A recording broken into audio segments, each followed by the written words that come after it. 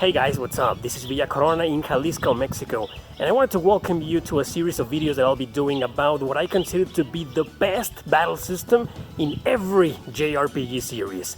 Alright, this is part 1, so stay put and let's begin!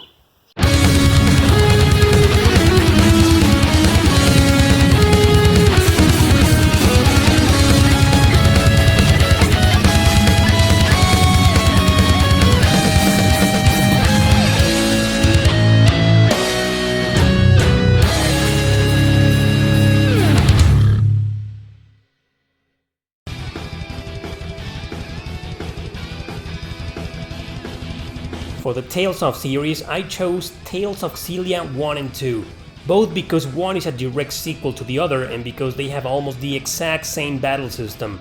But if you still think I should only pick one, let that be Xillia 2, as it pretty much perfected what was already almost perfect in the first one. I've been a fan of this series for a long time, and my personal favorite is Tales of Legendia. While I adore its battle mechanics as they remind me of the classic 2 beat-em-ups, I don't think it's the best. The Tales games evolved from 2D to 3D in no time, and if I had to choose the best 3D combat system, that would be Xillia 2 then. Initially the transition to 3D had been slow but sure, introducing the linear motion battle system, an actual trademark of the series, which places up to 4 characters in a limited area for fighting. Tales of Symphonia was the very first one to elaborate on this system in 3D, while others like Abyss or Innocence followed an evolution of some sorts. Vesperia became back then the epitome of this series, where it finally felt you had more control over the flow of battle. It wasn't until Xillia Duology, however, that the games truly started feeling like fast-paced action RPGs. First, because Namco introduced a variation of the linear motion system now called Dual Raid Linear Motion Battle System. Being fully in 3D with excellent controls is the biggest and most notorious addition. You weren't set back to the forced linear motion system what the previous games had, going back and forth between the same line of attack. This happened all the time unless you used a button to freely move around the battlefield.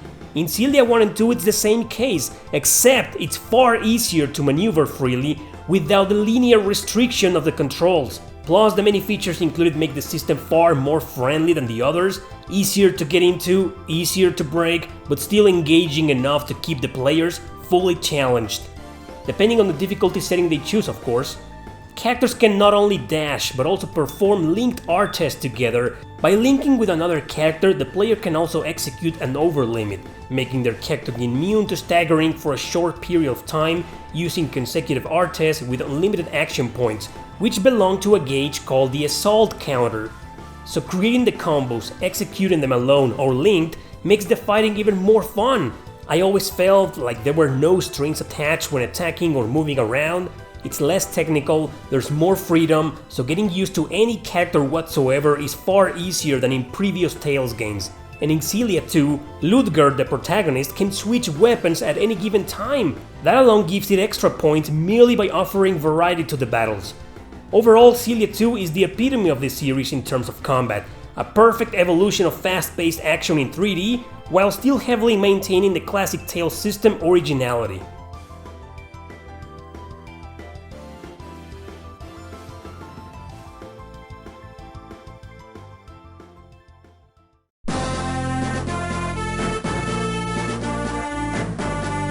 Fire Emblem. Once again, I won't be choosing my favorite title in the series. While I could easily make a point on how awesome combat is in Path of Radiance, I think I'd rather give the honor to the Game Boy Advance titles. There are 3 official games there, but we only got 2 of them unfortunately. There's also a gazillion fan-made hacks, some of them with great stories and excellent map design.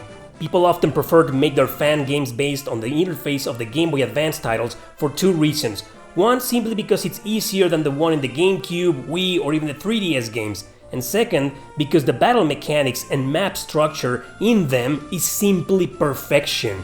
I've had my fun in every single hack I've played, precisely because the system there is a huge addiction to play.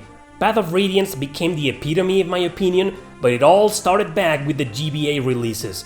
There's not much to explain about it, as it couldn't be simpler and friendlier, which means it's easy to understand and get into.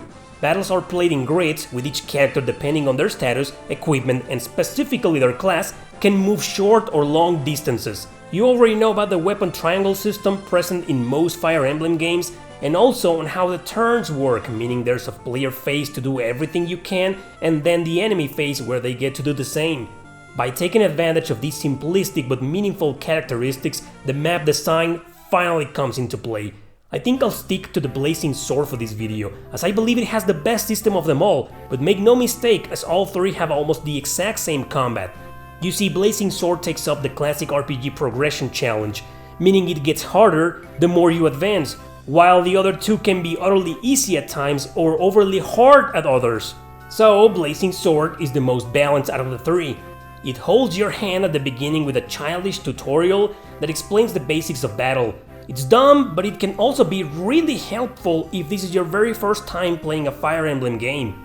Map design and RNG stand out a lot here, the former because it's different on every chapter with layout variety and terrain affected areas that can either help or hinder the player. Trust me, they are not as annoying as in the Super Famicom titles or as obnoxious as in the 3DS titles. There's always a good, smartly developed bunch of ways for the player to overcome them. Plus, the random number generator, also known as the RNG, is fair most of the time. Unlike other Fire Emblem games that I won't mention, mostly anything past 75% will hit, and mostly anything below 35% will miss. And that's why the Blazing Sword has the best battle system in this series. It's balanced, it gets more challenging but fair the more you advance, its RNG doesn't screw you around that often, and its map design is just superb.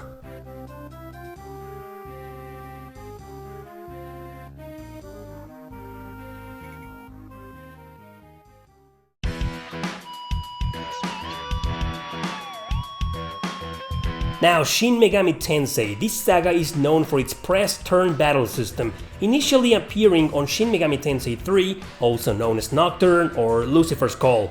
In a nutshell, there's a turn icon per action, and once they're all used or abused, the face switches to the enemy side. I could go on to praise this cool battle system, but I won't, since it's not the one I chose for this video. The best battle system of the entire series, in my opinion of course, has gotta be the one in Devil Survivor 1 and 2. Once again, they share almost the exact same interface and design, so I guess I'll go with the first game. We're talking about a hybrid here that combines a grid-based tactical map with a turn-based system once your characters make contact with the enemy. Like every Shin Megami Tensei game, Devil Survivor's combat core is based on the demon's skills. Your characters can also learn them by defeating the enemy with the skill you chose at the beginning of the battle. This makes the battle system so much more fun, precisely because you can break it depending on how well you use the skill crack feature. And of course, if we include the classic demon fusion, getting better demons to fight by your character's side makes it even greater.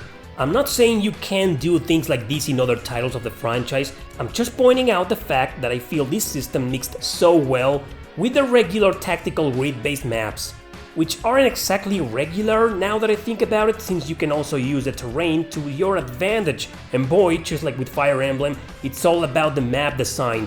Each mission feels carefully crafted by Careersoft, original developers of Growlancer. Most of them have different objectives, which nullifies the classic kill all enemies objective of these types of games. This is exactly why Devil Survivor's battle system is the absolute best in the series, because it did everything its predecessors did right and fused it marvelously with a strategy RPG.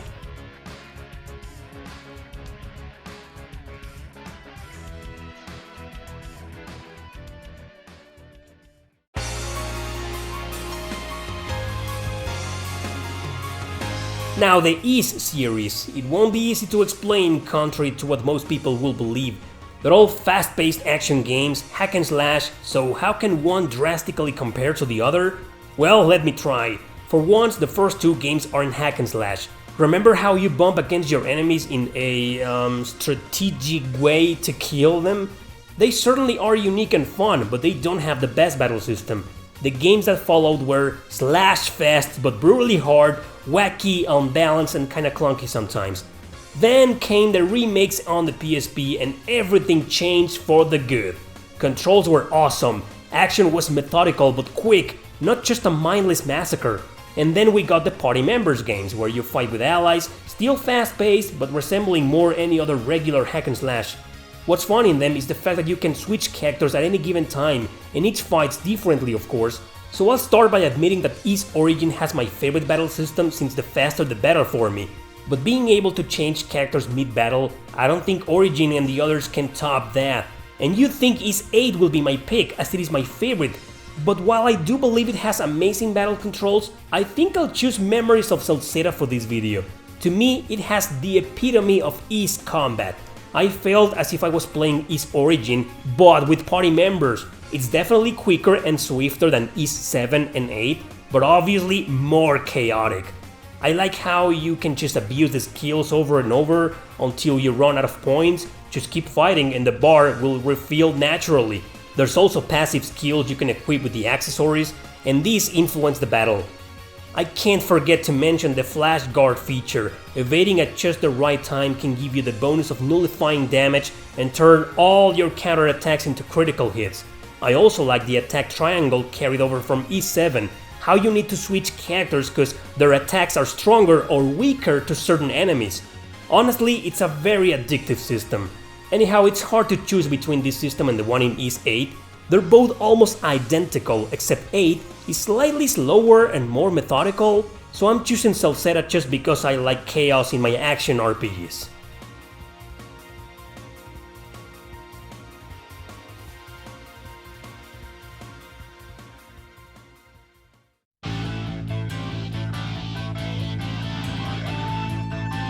Valkyrie Profile. This might be a tough nut to crack. There's 3 games and 1 mobile garbage I don't even care about. But the other 3 have completely different battle systems. One is a side-by-side turn-based RPG, the other is a weird-ass hybrid that I love for some reason, and the third one is a grid-based tactical RPG. Yeah, you know Triae is always trying something different with each entry. Now, Silmeria is my favorite PS2 RPG, and its combat is convoluted, crazy, and hard to get into. Upon understanding it though, it becomes a hardcore addiction. I probably shouldn't pick it for this video because of its complexity, but it's just something you break, abuse, and enjoy like hell if you bear with it. So yeah, weird choice, but I gotta pick it. Upon making contact with an enemy, you're brought into these battlefields. Depending on the dungeon or the area you're traversing, the setting will be different. Terrain will affect everything sometimes, but it doesn't really play a major role. Now everything is governed by an action points bar. Moving, dashing, and attacking consume it. There's 1 turn for your party and 1 for the enemy, but only if you run out of action points or if you enter their attack range. Otherwise, the enemy will never move. The key to properly enjoying this system is to locate the leader and carefully dash towards it, but without entering its attack range. Then you can start beating the crap out of it, and once it's dead, the battle will be over. You can perform the same procedure with every single enemy if you want to get more items, skill points, and materials, but I usually go for the leader right away if I can. You're probably wondering how to attack. Well, each character is assigned to the 4 buttons of your controller, and you can just button mash it because every character can have up to 3 attacks in a row depending on the weapon they've equipped. Some of them will actually let you do a special attack that can contribute into breaking the enemy parts for more points. This break system is so satisfying. Once you start cracking up your foes, it'll be a total blast. Sometimes you'll need to move around or to charge the attack bar with 1 button to fill it up. If you do that, the enemy will move around towards you. So it's an advantage, but also a liability at the same time. Knowing when to do that or how to do that is very important, especially with the bosses. Me, I always try to stay away from their attack range as I position my party behind them. Once the bar fills up enough, I start attacking again. And by the way, bringing up the menu to use magic or items also consumes the attack bar. I love this battle system. I hated it at first, but once I put my mind into learning its mechanics, I ended up addicted to it. Which is why I think it's the best battle system in the series. Although most people will go for the first one since it's less convoluted and far easier to understand.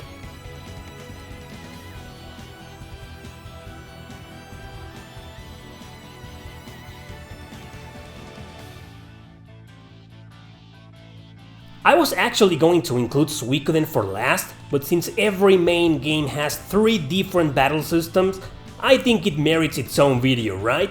I'll probably save it for last because it's obviously going to be very interesting. In the meantime, I'll keep covering other series, so I guess I'll see you in part 2. Thanks for watching.